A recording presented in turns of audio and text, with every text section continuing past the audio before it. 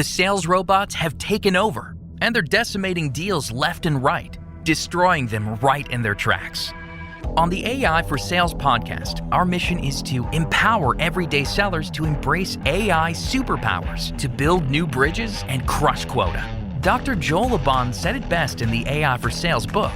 In sales, time kills deals. In AI for Sales, AI kills time. Join our hosts as we learn from the C-suite of the world's fastest growing companies about how you can leverage AI today to transform your sales revenue engine while being the best version of you. Hey everyone, this is Joe Papa, founder of Truversity, and your host for today's episode of AI for Sales podcast. Today we have Sheikh Shuvo, the founder of the Brain Foundry, an AI consulting firm.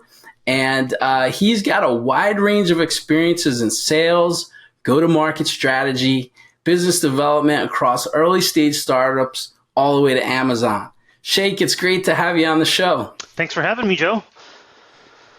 Awesome, man. So glad that you're here. So tell me, man, when you were younger, what were you absolutely obsessed with? Okay, so for some context, I grew up in Bronx, New York.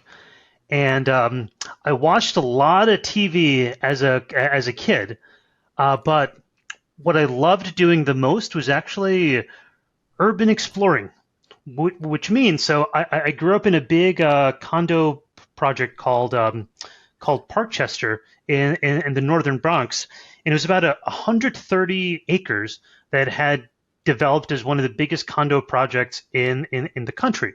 But most people don't realize is all of those condos are connected underground via a series of tunnels. So what my friends and I would do is we would try to find an open door when no one else was there. We'd sneak into the tunnels and try to explore as much of those buildings as we could.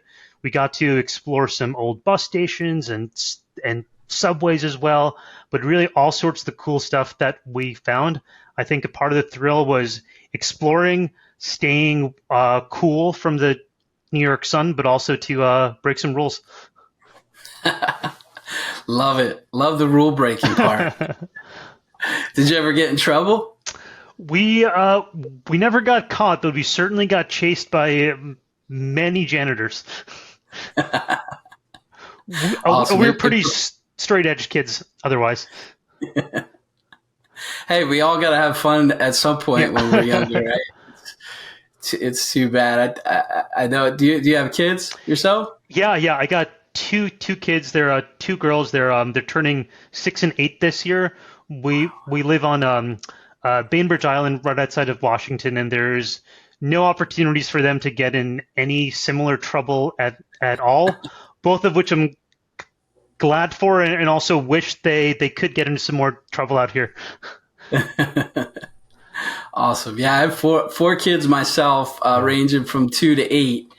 And my wife and I, we seem to think like we know the tricks when we were younger, but they're just outwitting us in so many ways. Well, it's especially with your 2-year-old having 3 role models to look forward to and train them a little faster. That'll be your most dangerous one. Yes, he is. He's learning very fast.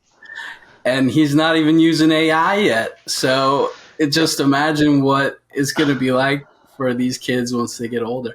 How did you go? So how did you go from going through the underground world of condos to AI? Yeah, well, it's been no part of my career has been planned. It's sort of been very opportunistic. I studied obscure political philosophy back in college, but that was largely because it had the fewest requirements and I could do a lot of recreation. But after I graduated, I sort of fell into the tech world after moving out to Seattle. I followed my wife out here, who's going to law school here. And what I started doing initially was going to all sorts of tech hackathons. There was this startups were very cool, and it was a way to learn about that world. And one thing led to another, and I eventually ended up working with the organization that hosted all of these tech hackathons. It was at the time called Startup Weekend, which is a part of Techstars, the VC firm now. So I spent about 4 or 5 years of my life traveling around the world, organizing these startup events all throughout Asia and the Middle East. Got to meet a bunch of amazing talents, and one of the mentors I met throughout that process was starting an AI company in Seattle. Needed someone to help run the operations side. And so I joined at that point, having no idea what I was getting myself into. I remember the first couple weeks on the job, I come home and just cry and just feel so just dumb and out of my league. But through a lot of just book learning and just finding my groove, eventually shifted from operations to product at the company, then to the sales side once I knew what I was doing there. And that company was one of the pioneers in training data for autonomous vehicle and robotics applications. So really built a fluency and a reputation in that industry. That startup was eventually acquired by Uber ATG back in 2015, 2016, something like that.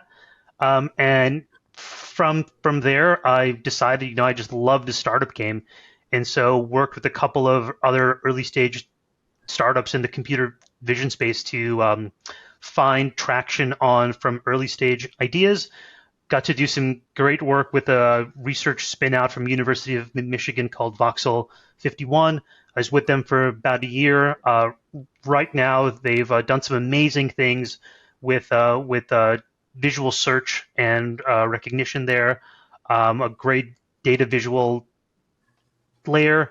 After my experience there, I started to incubate my own startup ideas through the Allen Institute for AI here in Seattle. Spent a few months with them trying to figure out how to make AI models explainable and be able to talk about them to non-technical audiences.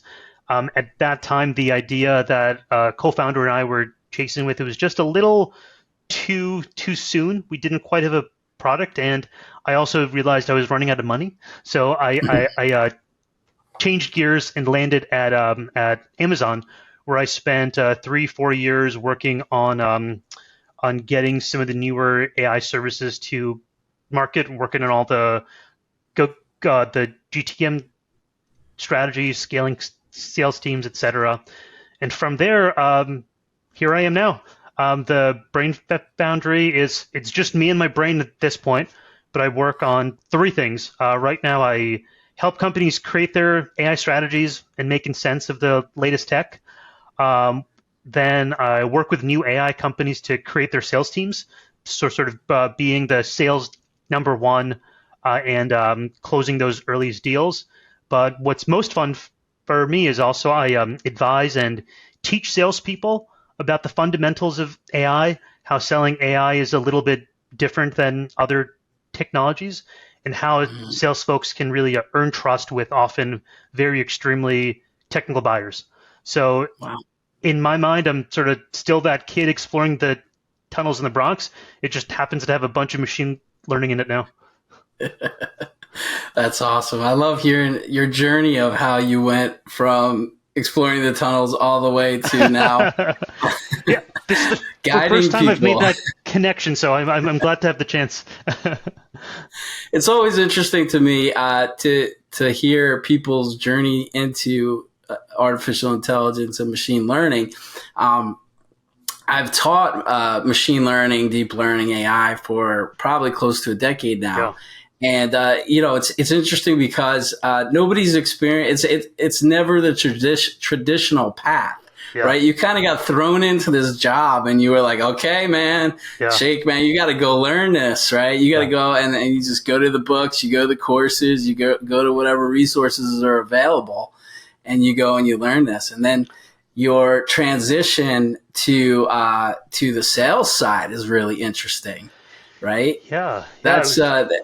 That's very powerful. Tell me more about that. What was that like going from the operations product side over to the sales side? Yeah, it was very unexpected. I wasn't planning it, and I was one of those people who was brought into the world of thinking that there's this stigma around sales, how there's no sophistication around it, and the real power is on the product and the marketing side. But what I quickly realized there was how the sales team was probably having the most fascinating conversations because they were on the front lines with the customers, actually figuring things out and being the face of the company. I started advising our sales team at that point in more of like a sales engineer capacity, but quickly realized I really loved the customer time of being able to dive deep into the problems and realized that if I'm advising the sales team, I could probably do it myself. And so I talked with my boss at the time who started giving me my own accounts, and that proved to be a great match for what I cared about, how I love to learn, and also just being able to translate hard work into dollars and results there. And since then, I've just like learned, become a student of sales very much, and just seeing how much of a craft it is. And so had some really fun experiences since then. But it just comes down to like you can never learn enough, which is why I'm really passionate about distilling these fundamentals of AI into things that'll help you get a deal closed. Awesome. So there's kind of two things going on with AI and sales. Is number one is how do you sell AI products and services, right? It's like, and this is very interesting because when we work with business owners and they're evaluating AI tools or technology, is they're usually interfacing with the marketing or sales team. And if the marketing and sales team cannot explain how this works, how the AI is different than the other solutions available, what kind of technology or models they're using, then, the business owners, the customers, they're like, okay, I'm not really clear on how this is going to work. There's a lot of confusion. So being able to articulate that as a salesperson is very important. And then the second thing is the use of AI technology in the sales process in general. Sure. Right. So what kind of tips would you give? Like if we have salespeople here that are either selling AI or maybe selling other products and want to use AI, what tips could you give for them? Yeah, in terms of the selling AI technology part, I'd say the biggest lessons that I've learned are that most customers aren't a good fit for AI. And being really sharp about how you're qualifying customers and the type of discovery that you're doing. Most, depending on the sophistication of the technology and how much implementation work it does, it's all going to be kind of pricey. And so most businesses that I've talked to at various stages, from small businesses to Fortune 50 companies, many just don't have the clarity of business impact in mind to assign a measurable value to it. So you can talk to them as much as you want about how cool your technology is, how much more productive they'll be. But if they don't have an internal case already on to actually use the technology, it's just going to be talking to a brick wall, and you should just move on to a different lead. The other piece is lots of technology also requires extreme amounts of implementation. You take a Salesforce like example. Salesforce is a great CRM, but if you don't have an implementation team to actually do the work and figure out how the company is going to use it, it usually fails. And that's very similar to most AI things, especially on the enterprise side, is you'll need an implementation partner, someone to service it, someone to do all the data engineering. Those are pieces that a lot of companies don't have the resources for. And so talking about the implementation and maintenance side would be another really good thing to qualify customers with, to see if they are serious about making a purchase. Another piece is that a lot of people are very curious, but just don't have the dollars to actually spend. They're just AI curious, and they want to learn as much about what's in the market, but their team hasn't made the internal investments on a budget to actually do that. So that's both a opportunity to, one, if you're chasing some near-term deals, to not focus on those types of customers, but also if you have a longer lead time, to really lean into the education piece. And so I've seen lots of great results from various consulting and more services companies that are really coming in with a more of a education focus, taking the leadership of a company through, hey, here are the 10 ways that various AI technologies could infuse itself in these parts of your business there, and having that be very much a conversation on what's possible. So short of just making a more transaction sale, because AI is still so new, really focusing on that consultative piece would be the biggest recommendation to sellers. Awesome. And to answer your second question around using AI for sales, I mean, full steam ahead. I've seen some amazing tools there. I spend a lot of time just using the basics like Chat PDF and Chat GPT, some different data visualization and presentation makers. Those I see as like just amazing for leverage. I'm the only person in my consulting company, and especially with market research and making presentation, I use various services all the time, and it literally saves me like 20 hours a week. And that's time I'd probably be spending hiring like a research assistant, something along those lines. The other day, I was at a lunch with a friend, and he had a potential referral for me to industry that I knew very little about. And the guy that he wanted to introduce me to was available in about 20 minutes to chat. So right after lunch, I took an excuse. I went to the bathroom, hopped on my phone, popped open the Chat GPT app, asked a bunch of questions, and in about 10 minutes, I had all the research I needed on this guy's company, as well as a bunch of really intelligent questions to ask, and could talk a bit more credibly. So without that, I would have been Googling for like 3 hours and missed that opportunity. So if you're a seller and not using AI for the research and communication side, you're absolutely missing out right now. Wow, that's awesome. That's great to hear. Yeah, I would second that. I use that quite often in many different scenarios, but I'm always going to Chat GPT to just get ideas about things, right? Yeah, it's like, hey, give me some ideas on how to do this, or what questions to ask, or a little research. Yeah. Real quick, let's talk about this, because I don't think a lot of people talk about this when they talk Chat GPT, but in your experience with it, how sensitive are you to using either the Bing plugin, or do you use Bard? Like, how do you approach it when you're going after information that's on the internet that has to be recent information? Yeah, it's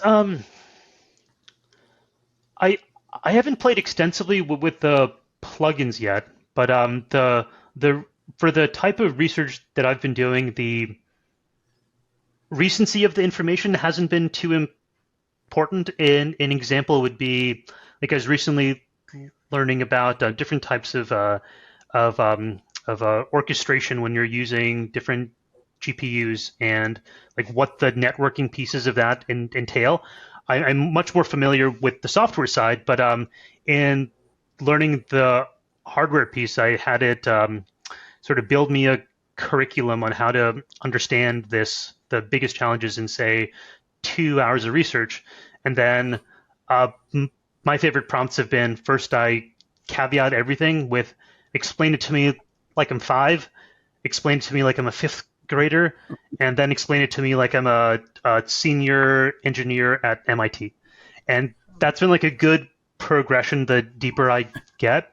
I'm really excited about all the internet plugins there. I just haven't dived into it enough. Awesome. Yeah, I love that, the perspective of what level you're talking at, right? Because it's there's so many times, especially when you're talking to people in business or in sales, it's you want to keep it high level. You don't want to get too deep into the technology, because you tend to lose people. So right. I love that. Yep. One of my There favorite is a, tools along that is this writing tool called Hemingway.ai, where you plug in your whatever you're trying to write, a email or a piece of like a LinkedIn post, and it makes a bunch of recommendations, but it also says like what level your writing is in. Most people probably skew kind of complicated into like a high school level, but I found that if the language is at like a second or third grade level, it usually is the most clear, and people respond to those messages a lot faster. wow, very interesting. Very interesting. Cool. And do you have any training programs that you offer that can help people? Yeah. I do custom consulting for companies. If you wanted to say to bring me on board to get your team enabled on different types of tech, but I also have a course that I'm launching next month, geared towards to salespeople to learn all the fundamentals of the space, handling AI-specific objections, and especially in the enterprise space, how to navigate working with all the complex teams that are involved in making a decision on AI there. Awesome. And how do people get a hold of you, or where do they go to access your courses? Yeah, the best page would be just to go to the brainfoundry.com. And you'll find a link to everything there. I'd be happy to share something specific and a discount code with all your listeners as well. Yeah, if you have something available, go for it. Sure. Awesome. Cool. Great, man. Well, I'm so glad that we had the opportunity to have you on the show, and thanks for providing insights. I got a lot of value out of this and some tips. Awesome. I'm going to go try with Chat GPT. Thank you, Joe. This has been great. Awesome, man. So one last question for you. Where do you see AI going? Everywhere. Especially as the areas of the industry that I'm following the most is like on how to shrink the size of AI models as much as possible, so you can start having them available offline and running on the edge. That's just going to open up a world of potential. But it's something I think a lot about too, from the perspective of having young kids at home. I think the more involved in AI I've been getting, the more Luddite-like I've been getting at home, and reducing my own technology there. My kids will, of course, be AI fluent eventually, but I'm trying to enjoy these glory non-tech years as much as I can with them. Yes, I know. It seems like every day they're finding another device or some technology, and I'm just like, go outside, guys. Yeah. Come on, go ride your bike. Yeah, we can only protect them from the world in reality for just a couple more years. Awesome, man. Well, thanks again for being on the show. Reach out, go check out the brainfoundry.com. You'll find more information from Sheikh, and he's also on LinkedIn. We'll provide a link to his LinkedIn account along with the podcast here. And I just want to say thanks again for being on the show, man. Thanks, Joe. Chat soon. All right, everyone. Thanks for joining today's episode. I'm Joe Papa again. Visit trueversity.com to find out more about learning about AI and getting some assistance in your business. Also, our podcast is sponsored by BDR.ai, and my co-host Chad Burmeister is there to support you with your AI for sales needs. It's been great having you on the show. Everybody, take care and good luck in the world of AI. Hey, you made it this far in your AI for sales journey. Want to augment your sales growth? First, leave us a review and then visit www.scalex.ai to claim your free strategy session today.